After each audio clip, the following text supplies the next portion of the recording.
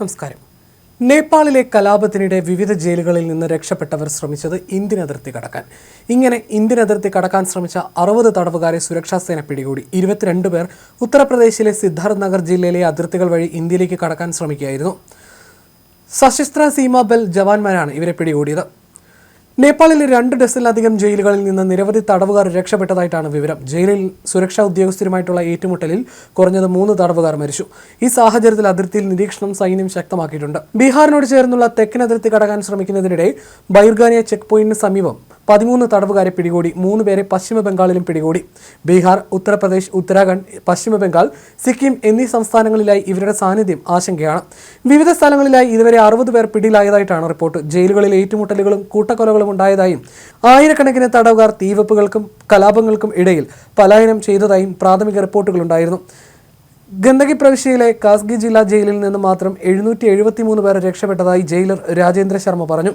രക്ഷപ്പെട്ടവരിൽ 13 Indian പൗരന്മാരും 4 വിദേശികളും ഉൾപ്പെടുന്നു. ഈ ജയിൽ ചാട്ടം ഇന്ത്യക്കും വലിയ ഭീഷണിയാണ്. പ്രതിഷേധങ്ങൾ മുതലെടുത്ത് തടവുകാർ രക്ഷപ്പെടാൻ ശ്രമിച്ചതോടെ നിരവധി ജയിലുകളിൽ സംഘർഷമുണ്ടാവുകയായിരുന്നു. സുരക്ഷാ ഉദ്യോഗസ്ഥരുടെ ആയുധങ്ങൾ തടവുകാർ കൈക്കലാക്കാൻ ശ്രമിച്ചപ്പോൾ ഉണ്ടായ ഏറ്റുമുട്ടലിനിടയിലാണ് പോലീസ് വെടിയുതിർത്തതെന്ന് ദി റൈസിംഗ് നേപ്പാൾ പത്രം റിപ്പോർട്ട് ചെയ്തു. ജയിലിലെ 585 തടവുകാരിൽ 149 പേരും ജുവനൈൽ ഹോമിലെ 176 തടവുകാരിൽ 76 പേരും രക്ഷപ്പെട്ടതായി അധികൃതർ പറഞ്ഞു. തെക്കൻ നേപ്പാളിലെ ബാഗ്മതി പ്രവിശ്യയിലെ സിന്ധുലഗാദി ജില്ലാ ജയിലിൽ നിന്ന് 43 സ്ത്രീകൾ ഉൾപ്പെടെ 471 തടവുകാരും രക്ഷപ്പെട്ടു. ബുധനാഴ്ച രാവിലെ തടവുകാർ ജയിലിൽ തീയിട്ട ശേഷം പ്രധാന ഗേറ്റ് തകർത്ത് രക്ഷപ്പെടുകയായിരുന്നു. ബാങ്ക് ജുവനൈൽ റിഫോം സെന്ററിൽ നിന്ന് 122, ബാങ്ക് ജില്ലാ ജയിൽ 436, കാഠ്മണ്ഡു വാലിയിലെ സുന്ദ്രയിലെ സെൻട്രൽ ജയിൽ 3300, ലളിത്പൂരിലെ നാക്കു ജയിൽ 1400, ദില്ലി വസാർ ജയിൽ 1100 എന്നിങ്ങനെയാണ് മറ്റുള്ള ജയിലുകളിൽ നിന്നും രക്ഷപ്പെട്ടിട്ടുള്ള തടവുകാരുടെ എണ്ണം. മഹോത്താരിയിലെ ജലേശ്വർ ജയിൽ 575, സൻസാരിയിലെ ജുംഗ ജയിൽ 1575, ചിത്വാൻ 700, കപിൽവസ്തു ജില്ലാ ജയിൽ 459, കൈലാലി ജയിൽ 612, കാഞ്ചൻപൂർ 478, സിന്ധുലി ജയിൽ 500 എന്നിങ്ങനെയാണ് മറ്റിടങ്ങളിലെ കണക്കുകൾ. ഇന്ത്യയും നേപ്പാളും 1751 കിലോമീറ്റർ തുറന്ന അതിർത്തി പങ്കിടുന്നുണ്ട്. വേലികളോ മറ്റു തടസ്സങ്ങളോ ഇല്ല. ഭൂട്ടാനുമായി സമാനമായ 699 കിലോമീറ്റർ അതിർത്തിയുമുണ്ട്. തിരിച്ചറിയൽ രേഖ ഉപയോഗിച്ച് ഇവിടെ ഇതര നടപടിക്രമങ്ങളുടെ തടസ്സമില്ലാതെ അതിർത്തി കടക്കാം.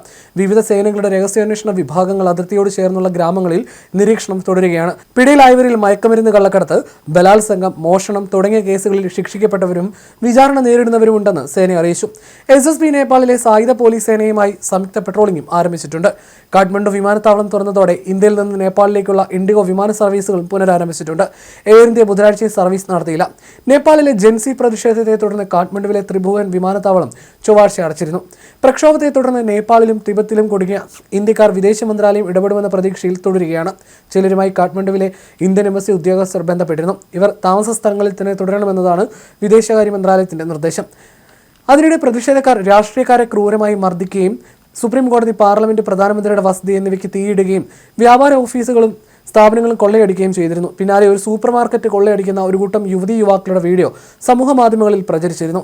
രാജ്യത്തെ ശതകോടീശ്വരനായ ഉപേന്ദ്ര മഹതോയുടെ വസതിയിലും പ്രതിഷേധക്കാർ ഇരച്ചു കയറി കണ്ണിൽ കണ്ടതെല്ലാം കൊള്ളയടിച്ച് തീയിട്ടു. ഇതിന്റെ വീഡിയോ സമൂഹ മാധ്യമങ്ങളിൽ വൈറലായി. നേപ്പാളിലെ രാഷ്ട്രീയ നേതാവ് ഉപേന്ദ്ര യാദവിന്റെ വീടാണെന്ന് തെറ്റിദ്ധരിച്ചാണ് കലാപകാരികൾ ഉപേന്ദ്ര മഹതോയുടെ കൊട്ടാരം ആക്രമിച്ചതെന്ന് റിപ്പോർട്ടുകൾ പറയുന്നു.